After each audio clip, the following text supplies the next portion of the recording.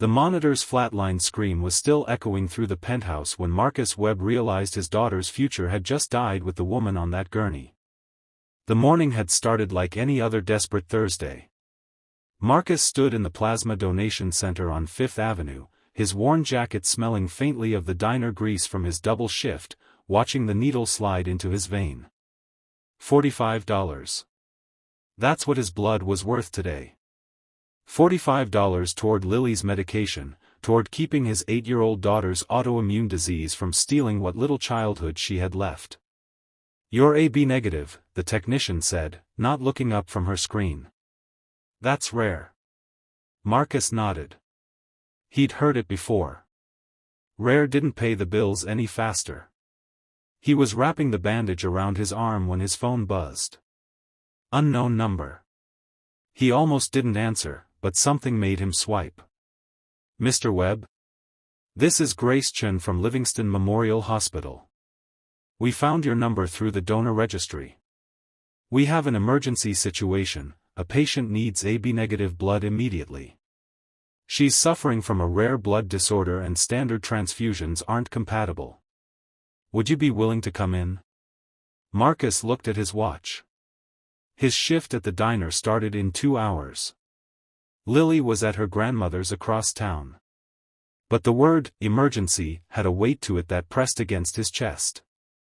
"How much time does she have?" A pause. "Not much." 20 minutes later, Marcus was being rushed through the marble lobby of Livingston Memorial's executive wing, a part of the hospital he'd never known existed. The floors gleamed. The art on the walls probably cost more than he'd make in 5 years. A woman in a sharp suit met him at the elevator, her eyes red-rimmed but fierce. "Thank you for coming. I'm Sarah Livingston, hospital administrator. The patient is Victoria Livingston, my mother and CEO of Livingston Enterprises. She's been fighting this disease for months. We've flown in specialists from around the world, but her body keeps rejecting the treatments. Your blood type, it's the only match we've found that might work." The elevator opened to what looked more like a luxury hotel suite than a hospital room. And there, surrounded by machines that beeped and hummed like a technological choir of death, lay a woman who couldn't have been more than 55. Victoria Livingston. Marcus had seen her face in the newspapers, on magazine covers. The woman who'd built a pharmaceutical empire from nothing, who'd donated millions to children's hospitals, who just last month pledged to fund free cancer treatments for low-income families. She looked impossibly small in that bed. "Will this hurt her?" Marcus asked. "We don't know if it will help her," Sarah said quietly. "But without it, she'll die within the hour." Marcus rolled up his sleeve. They took more blood than he'd ever given. He felt the room tilt, heard someone say, "Easy, easy," felt the cold press of orange juice against his lips. But he stayed conscious through sheer will because he kept thinking about Lily, about how many times he'd sat beside her hospital bed, watching machines breathe for her, praying for miracles from strangers. "It's working," someone whispered. Marcus opened his eyes. Victoria's monitors had changed their rhythm. The frantic beeping had slowed to something almost peaceful. A doctor was staring at a screen, tears streaming down his face. "I don't understand," he said. "The antibodies in her system, they're responding. Not just accepting the transfusion, but actually healing the damaged tissue. I've never seen anything like this." Sarah grabbed Marcus's hand. "You saved her. You saved my mother." But Marcus was already standing, swaying slightly. "I need to go. My daughter." "Wait." Sarah's voice was sharp. "Please.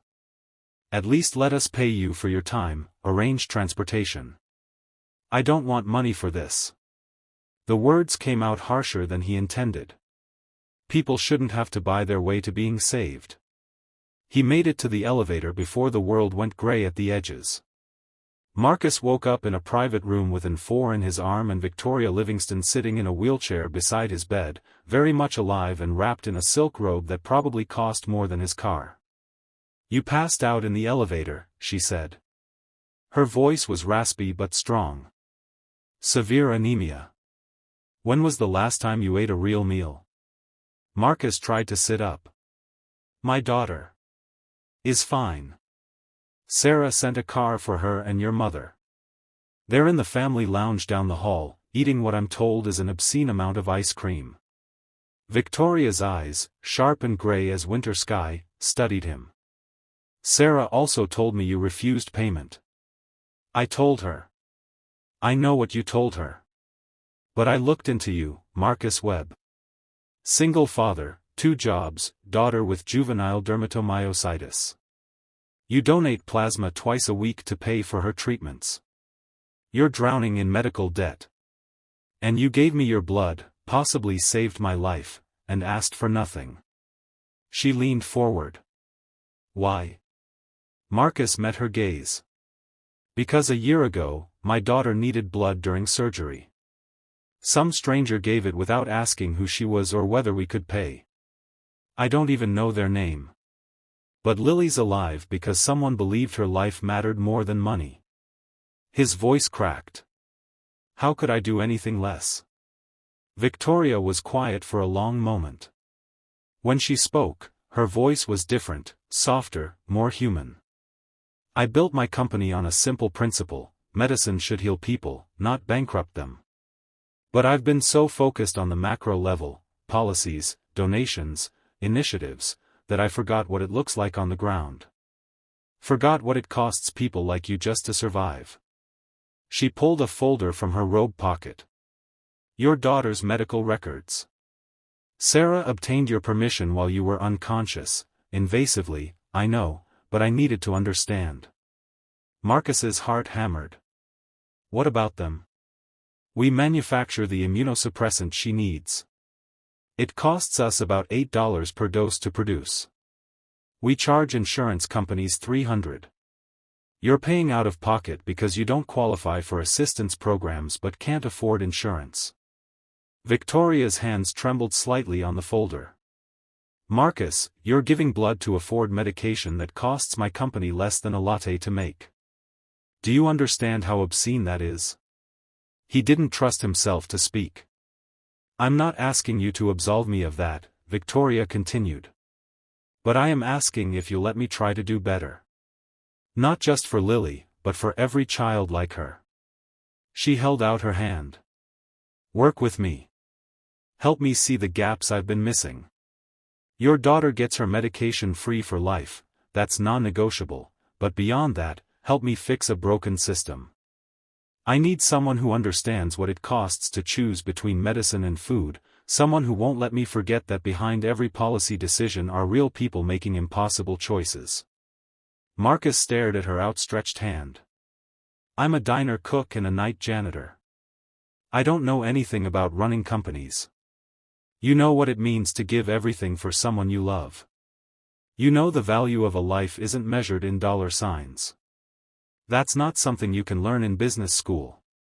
Victoria's eyes were bright with unshed tears. You gave me my life back, Marcus. Let me help you build a real one. 3 months later, Marcus stood in the Livingston Enterprises boardroom, presenting a proposal for sliding-scale medication pricing to a room full of executives. Lily sat in the corner, healthy and bright-eyed, drawing pictures of superheroes.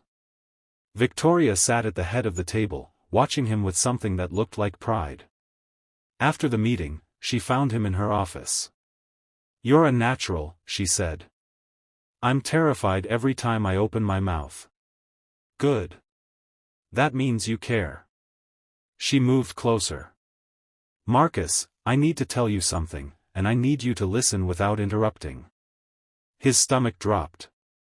The disease is back. No. I'm healthier than I've been in years. The doctors think whatever was in your blood triggered some kind of permanent remission. They're studying it, hoping it might help others. She took a breath. What I need to tell you is that I'm falling in love with you, and it's terrifying because I don't know if you feel anything for me beyond gratitude or obligation or professional respect, and I'm too old to play games or hide behind corporate politeness. Marcus felt his world tilt again, but differently this time.